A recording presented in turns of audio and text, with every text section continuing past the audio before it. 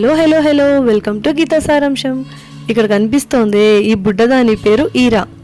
అసలు పేరు సాన్వి అండ్ ముద్దు పేరు ఈరా. సో మేము అందరం ఈరా అని పిలుస్తాం. మా హస్బెండ్కి ఉన్న బెస్ట్ ఫ్రెండ్స్లో ఒకరి కూతురు అనమాట. రీసెంట్గా కొంతమంది ఫ్రెండ్స్ లంచ్కి గ్యాదర్ అయ్యామని చెప్పాం కదా.